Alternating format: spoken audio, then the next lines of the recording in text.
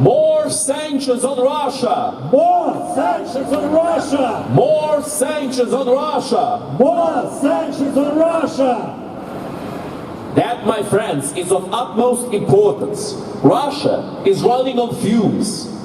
The only reason why their banks have not collapsed is because they implemented full economic control, just like in the Soviet Union. But this, my friends, is a temporary solution, a short-term solution, not a long-term one. They narrowly avoided a bank run in Russia at the very beginning of this war, when the ruble's value collapsed. That, my friends, has to be achieved for Russia to finally come to the negotiating table. We can't go to the negotiating table with the Russians once they hold the advantage.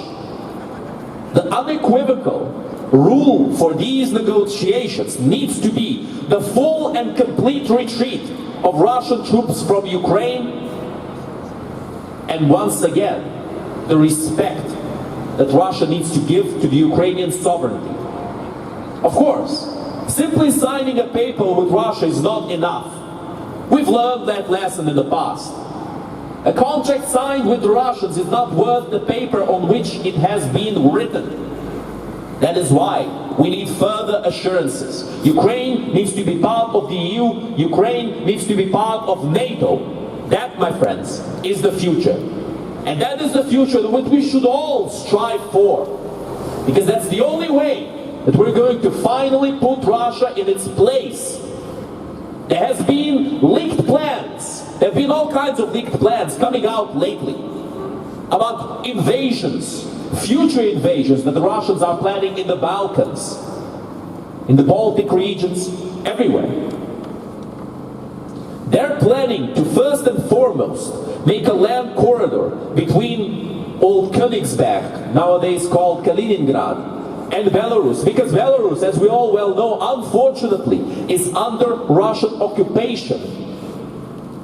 Because the people of Belarus, they protested. They didn't want to be with Russia. They wanted to be free.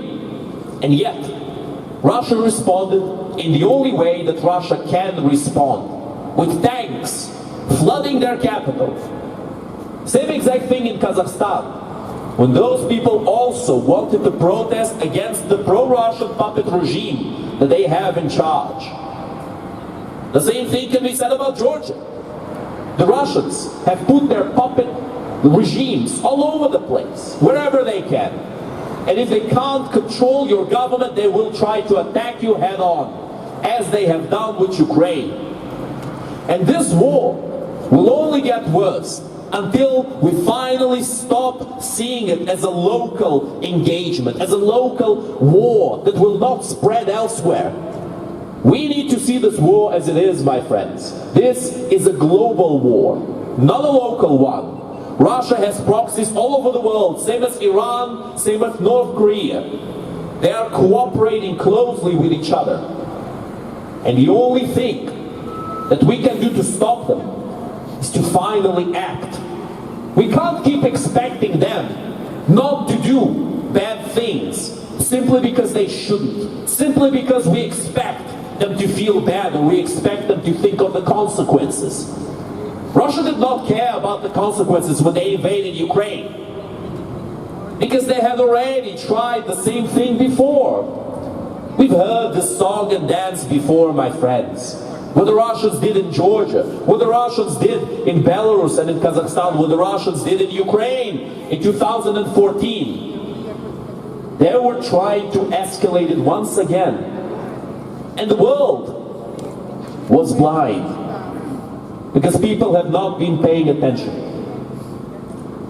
But that time needs to end, my friends. At long last, we need to understand what we're dealing with here, because that's the only way for us to get out of this terrible situation, for us to achieve world peace at long last.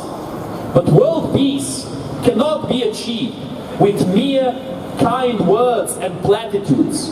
World peace needs to be achieved by enforcing it, by making sure that the terrorist regimes who are trying to take down the West do not get away with their crimes. What's the point of having good intentions if at the first sign of trouble, at the first sign of adversity, we collapse, if we can't enforce our rules, enforce our laws, what point is it in having them? That lesson, my friends, should have been learned before. And yet, unfortunately, we still have to step on the same rake again. We still have to listen to these apologists with pockets full of rubles who say we should negotiate with Russia. After so many failed negotiations, so many betrayed treaties, we should still negotiate with them. Funny that, isn't it? They always say what's best for Russia, but they never say what's best for us, what's best for the West, what's best for the world. Because Russia, my friends, it doesn't have the best intentions in mind. The only thing they want is to expand independently of the consequences. There is a saying in Russia, in fact, it goes like this: Russia has no borders. Now what does this mean? Does this mean that Russia wants an open border policy? No. What it really means is that Russia will continue to expand its borders until Russia is stopped. It means their borders are limitless. It means they lay claim for the whole world. And this piece of legislation passed not so long ago proves this, my friends.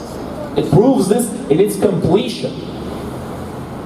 For anyone who doesn't know yet, this piece of legislation implies that Russia has the right to annex any region that used to be part of the Russian Empire or of the Soviet Union, because Russia has a claim to those places.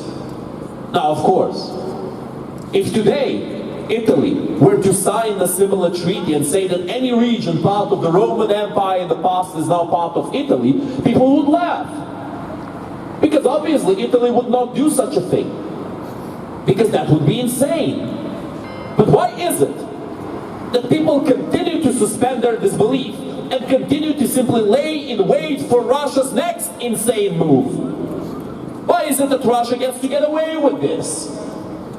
No, my friends, it will not get away as long as we do what is necessary. And what's necessary is to help Ukraine win. Arm Ukraine as you promised. Arm Ukraine as you promised. Arm Ukraine as you promised. Arm Ukraine as you promised. Arm Ukraine as you promised. Arm Ukraine as you promised. Fighter jets for Ukraine. Fighter jets for Ukraine. Fighter jets for Ukraine. Fighter jets for Ukraine. Fighter jets for Ukraine. Fighter jets for Ukraine. Air defense for Ukraine. Air defense for Ukraine. Air defense for Ukraine. Air defense for Ukraine. Air defense for Ukraine. Air defense for Ukraine. Those air defense systems have saved countless lives in Ukraine, because Russia continues to attack the infrastructure, continues to attack peaceful citizens in Ukraine. They're not targeting only military targets, my friends. Nothing like that. They've always had in their military doctrine to attack the citizens, to break the spirit of the people they're fighting against. That is how Russia wages war. And this is what Guterres decides to shake his hands with. This is what we're being encouraged to negotiate with genocidal maniacs who want to continue to perpetrate their slaughter for as long as they are not stopped. That is why, my friends, we have to remember that the only thing that it takes for evil to triumph is for good men and women to do nothing. That is why we're here. That is why we're doing something. And every single person on earth should understand that this war involves more than just Ukraine. Everybody has skin in this game, because radiation knows no borders. And if Russia feels like it will get away with using nuclear weapons, it will use nuclear weapons, my friends. Because the real thing that could encourage Russia to use those weapons is not escalation. Russia has proved that it will simply fold if they feel like there's going to be consequences. It is the lack of those consequences, my friends, that could potentially encourage Russia to use nuclear weapons. If Ukraine was part of NATO, Russia would have never invaded. Russia's never invaded a NATO country, at least not yet. This is a test. If Russia feels like the West is toothless, if Russia feels like the free world has no will to fight, then Russia will continue in the same exact tactic that they've been doing up until now, my friends. That is why we must remind people of what's going on in Ukraine. That is why we must stay together. Because Russia, North Korea, and Iran, and there are many proxies, the many terrorist organizations they support, like Hezbollah, Hamas, or the Houthis, and many others. All of these terrorist organizations, they are united. They're cooperating. Although they don't always like each other, but they are cooperating. Now how come the West still has traitors like Orban and Fico trying to put sticks in wheels and trying to get in the way of the progression of important legislation? Why are they part of the EU and of NATO if they hate the EU and NATO so much? Traitors, my friends, traitors.